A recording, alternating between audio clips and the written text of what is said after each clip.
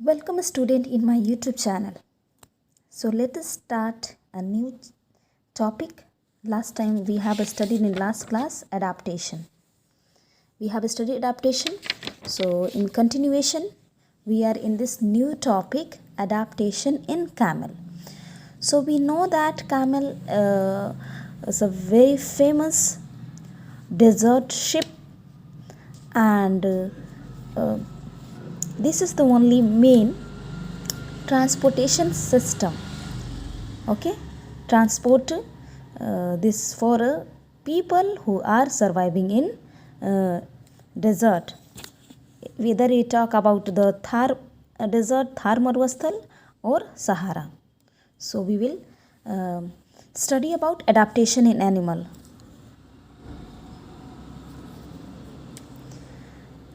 Camel live in hot desert where water is scarce.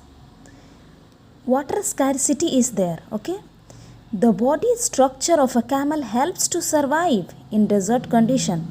The body structure of this camel, इस ऊँट का जो शारीरिक संरचना है वो उसको मरुस्थल में रहने के लिए इसके काफ़ी हद तक इसकी सहायता करता है और ईजिली यह ऊँट वहाँ सर्वाइव कर पाता है, वहाँ जीवित रह पाता है. Camel is adapted to live in a desert because of its special feature. And what are these features? We will study one by one. First of all, from his mouth and nose. It can close its nostrils to keep out the sand. We know that. हमें पता है कि जो desert है, जो मरुस्थल, वहाँ पे हमेशा सैंड स्टॉर्म आते रहते हैं, हमेशा कुछ घंटों में, कुछ समय अंतराल के बाद. तो ये अपने नोस्ट्रिल को बंद रख सकता है ताकि सैंड एंटर ना कर पाए. और हम लोग जो नॉर्मल पीपल है वे वैसा नहीं कर सकते हैं. ठीक है, कोई और जंतु हैं, कोई और जीव जंतु है, वे उनके पास इस टाइप के कुछ फीचर नहीं हैं. Next, long and thick eyelashes and ear hair keep the sand away. Again, long and thick eyelashes. You all have small eyelashes, but it has a thick eyelashes and ear hair, and there is a hair in front of his ear which keeps the sand away. Sand को बाहर ही रखता है, अंदर entry नहीं देता है. ठीक है. A camel's hump. Very good. Look at one hump is here. Fat stored in it. इसके अंदर क्या स्टोर करता है? फैट को स्टोर करता है. In case of emergency a camel can break down stored fat to obtain water. और इस फैट से वाटर भी लेता है. और हम लोग जानते हैं कि कार्बोहाइड्रेट और फैट एनर्जी मतलब ऊर्जा का मुख्य स्रोत है, ऊर्जा प्रोवाइड करता है, एनर्जी प्रोवाइड करता है. सो यहाँ से वो एनर्जी भी लेता है, साथ ही साथ पानी भी ऑब्टेन करता है, पानी भी प्राप्त करता है. ठीक. उसके बाद next feature, the camel has a long legs. Look at the legs which helps to keep its body away from hot sand in the desert.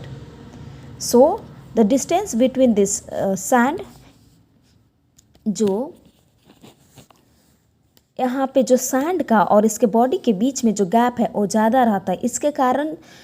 इसके कारण यहाँ जो सैंड हीट हो जाता है और उससे हॉट एयर निकलता है. हॉट, क्योंकि ये सराउंडिंग एरिया भी हीट हो जाएगा, सो हॉट एयर रिलीज़ करेगा, तो इसका बॉडी भी जलने की ज़्यादा संभावना है. तो इसकी जो लॉन्ग लेग्स है ये डिस्टेंस मेंटेन करवाता है किसके बीच में? इस डेजर्ट के बीच में और उसके शरीर के बीच में, तो गर्मी से बच जाता है.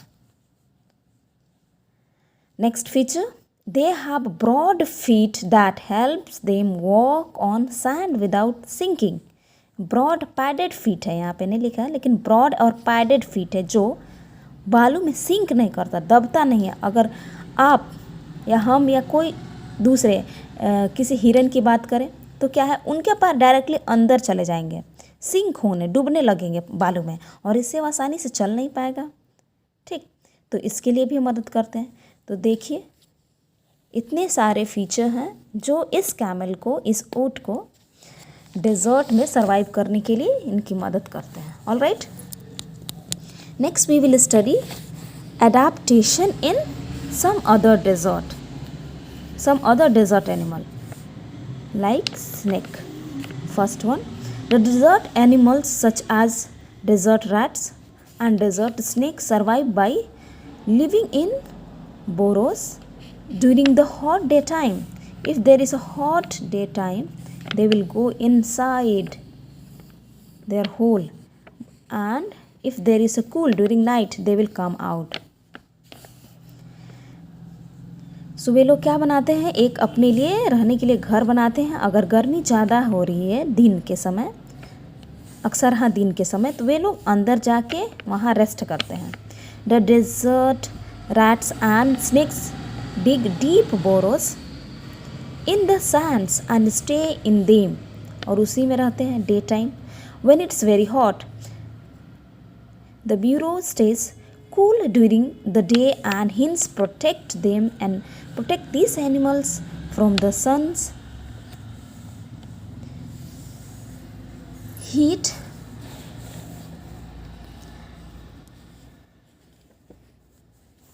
ये ब्यूरो क्या करते हैं, उन्हें प्रोटेक्ट करते हैं सन हीट से और loss of water from their body. The desert rats and desert snakes come out of their burrows only during cool night in search of food.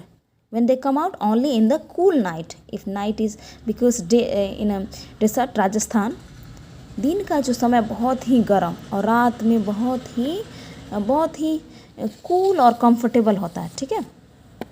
Second number, so this animals comes out during that time. The desert animals such as desert rat and desert snakes pass out very small amount of urine, and hence conserve water in their body.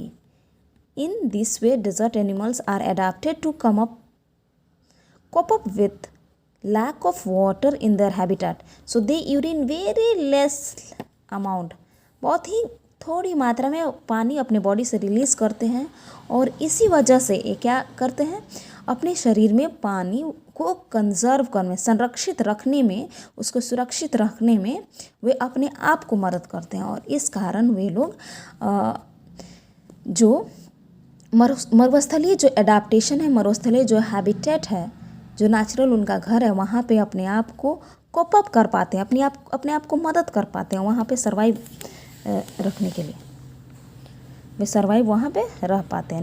Next, do you know only about 20% of world's deserts are covered by sand. Only 20%. These are hot as well as cold desert. हमने तो hot desert के बारे में पढ़ा है, लेकिन कुछ cold desert भी हैं. The world's largest hot desert is Sahara in Africa. In Africa continent, very beginning I have told Sahara and Thar is in India. इस सबसे बड़े मरुस्थलीय स्थल का नाम है सहारा, जो अफ्रीका महाद्वीप में पाया जाता है. Some desert are always cold like Gobi Desert in Asia and polar desert of Antarctica and Arctic and Antarctica के बारे में, नॉर्थ एंड साउथ पोल के बारे में बहुत ही अच्छे तरह से आप परिचित हैं. आपने 8वीं क्लास के NCERT या 7वीं क्लास के NCERT में आपने पढ़ा है, और इस 6th क्लास की ICSE बोर्ड की जो ज्योग्राफी है उसमें भी आपने पढ़ चुका है. और गोबी डेजर्ट एशिया महाद्वीप में है. Next, adaptation in desert plant. हम लोगों ने जीव जंतुओं के बारे में तो पढ़ लिया, अब हम पढ़ेंगे एडाप्टेशन इन डेजर्ट प्लांट. जो वहाँ के पौधे हैं उनकी क्या एडाप्टेशन है, चलिए पढ़ाई करते हैं. Let us study. In hot desert habitat, water is not available to the plant in sufficient quantity round the year due to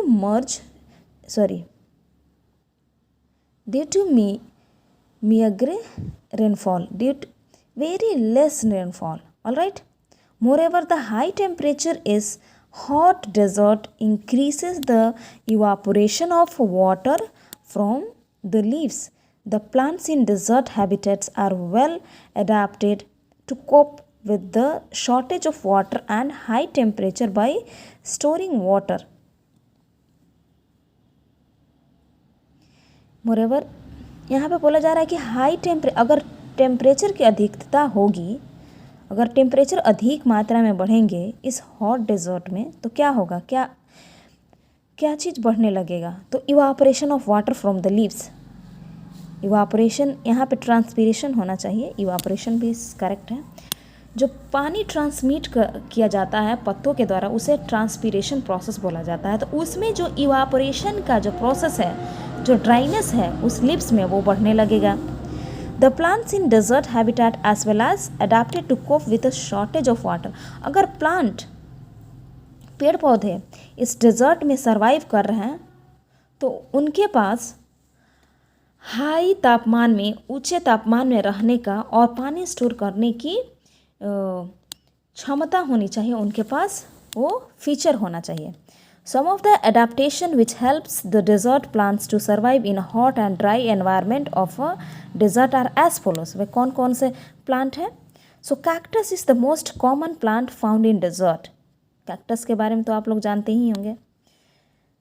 the adaptation which help the cactus plant to survive in the hot and dry desert are given below.